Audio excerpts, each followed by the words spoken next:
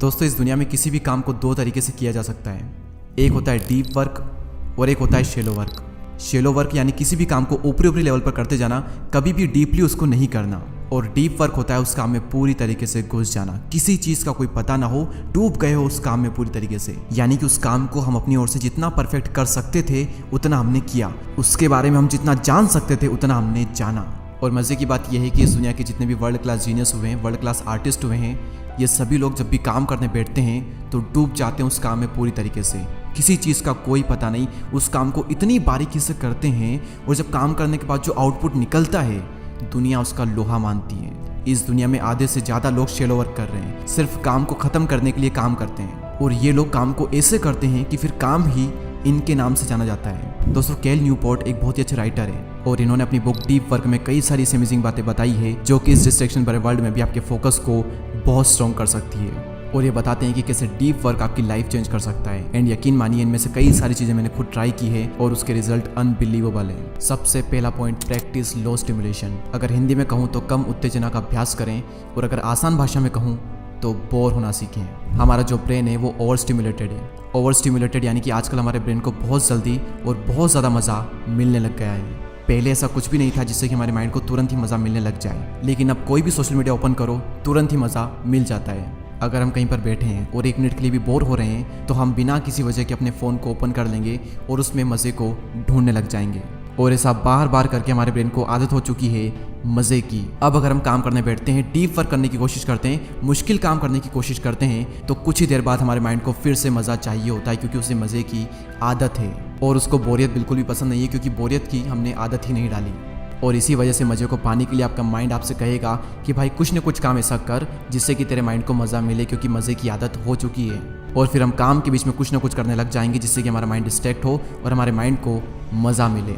लेकिन अगर आपने प्रैक्टिस कर ली लो स्टिमुलेशन की, यानी कि अपने माइंड को कम मज़ा दे करके आदत लगा ली बोर होने की, तो टाइम के साथ में आपका जो ब्रेन है वो लो स्टिमुलेट हो जाएगा। कैल न्यूपोर्ट अपनी बुक डीप वर्क में बताते हैं कि आप किसी भी चीज़ पर तभी फोकस कर सकते हो जब आपका ब्रेन लो स्टिमुलेट हो। कैल न्यूपोर्ट अपने फोकस को बढ़ाने के लिए कई बार ऐसे काम करते हैं जिससे कि वो बोर हो, जैसे कि 1 घंटे के लिए आईट्यून्स के टर्म्स एंड कंडीशन को पढ़ना, 250 ग्राम चावल में चावल के कितने दाने होते हैं ये देखना, और भी कई सारे ऐसे काम है जहाँ पर हमें बहुत ज़्यादा बोरियत होती है, हमारे माइंड पर बहुत ज़्यादा टॉर्चर होता है। और ये खुद को उन चीज़ों से दूर कर लेते हैं जो कि इन्हें इंस्टेंट ग्रेटिफिकेशन देती हो, जैसे कि इंस्टाग्राम रील और यूट्यूब शॉर्ट्स। और इसके बजाय ये वो काम करते हैं जो कि लो स्टिमुलेटिंग हो, जैसे कि बुक पढ़ना।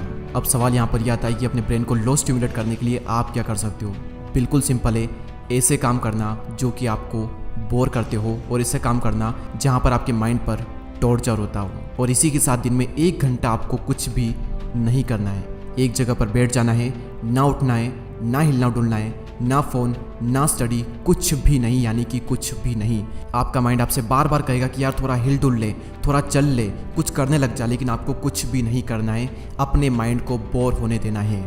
और जब आप ये करोगे तो आप नोटिस करोगे कि 25 मिनट के बाद में आप एक कॉन्शियसनेस के लेवल पर चले जाओगे, आपके माइंड को सोचने का मौका मिलेगा। आप कई सारी ऐसी चीज़ें सोचोगे अपनी लाइफ के बारे में जो कि आपने पहले कभी नहीं सोची। आपको नए नए आइडियाज़ आएंगे, आपकी लाइफ में एक नई क्लैरिटी आएगी अगर आप ऐसा करोगे तो।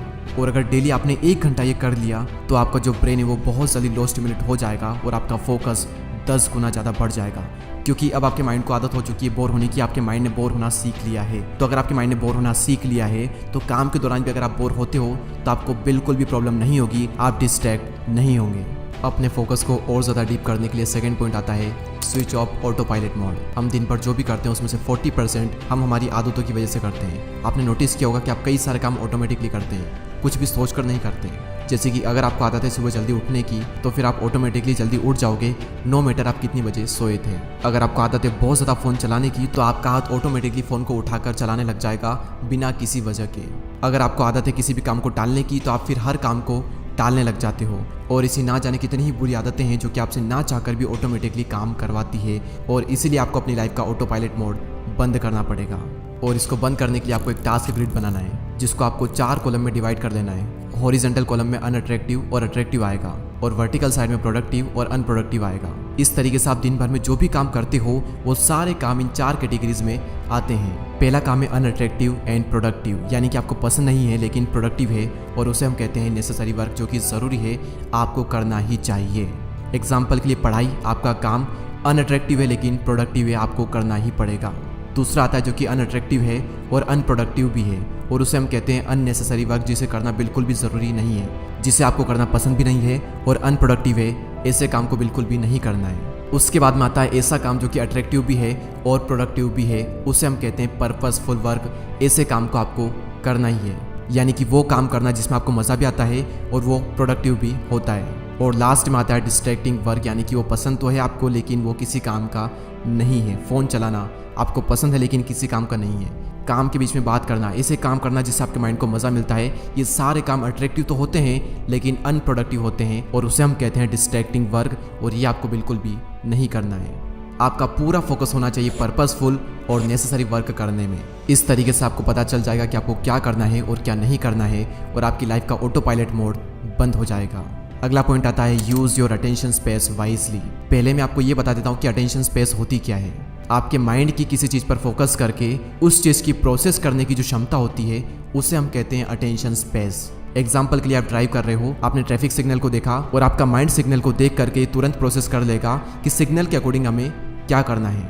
आप एक बार इस बड़े सर्कल को देखिए, ये है आपका अटेंशन स्पेस जो कि लिमिटेड है, यानी कि इतना आपका अटेंशन स्पेस है। और ये जो छोटे छोटे सर्कल आपको इसके अंदर दिख रहे हैं, ये हैं आपके टास्क, आप क्या काम कर रहे हो। अगर आप अपना फोकस एक से ज़्यादा टास्क पर लगाते हो तो आप देखोगे कि ये जो छोटे छोटे सर्कल है ये बहुत ही कम अटेंशन यूज़ कर पा रहे हैं, यानी कि किसी भी एक टास्क पर आपका जो अटेंशन है वो बहुत ही कम है। लेकिन अगर हम अलग अलग टास्क पर फोकस ना करके फोकस करते हैं एक ही टास्क पर फोकस करने पर, तो आप देखेंगे कि ये जो सर्कल बनता है ये कितना ज़्यादा स्पेस ऑक्यूपाई कर देता है, यानी कि कितना ज़्यादा अटेंशन यूज़ कर लेता है। और इस एक टास्क पर आपका जो फोकस होगा वो कितना ज़्यादा एक्सट्रीम होगा। अब हम बात करते हैं हाइपर फोकस को प्रैक्टिस कैसे करें, how to practice hyper focus. Hyper focus आपका प्रोडक्टिव मोड होता है, और हाइपर फोकस की 4 स्टेजेस होती है। सबसे पहले आपको एक मीनिंगफुल काम को चूज़ करना है जिसमें आपको अपनी पूरी अटेंशन देनी है। आप अपने गोल को अचीव कर पाओगे या नहीं कर पाओगे वो इस बात पे डिपेंड करता है कि आपका जो गोल है वो कितना ज़्यादा क्लियर है। तो सबसे पहले आपको ये देखना है कि मुझे कौन सा काम दिन में करना है, उसको फिक्स कर दें। उसके बाद में बाहरी और अंदरूनी डिस्ट्रैक्शन को ख़त्म कर दें। ऐसी जगह पर बैठे जहाँ पर कोई शोर ना हो, आपको कोई डिस्टर्ब ना करें। अपने फ़ोन को फ्लाइट मोड पर रख दें ताकि कोई कॉल ना आए, कोई भी नोटिफिकेशन ना आए।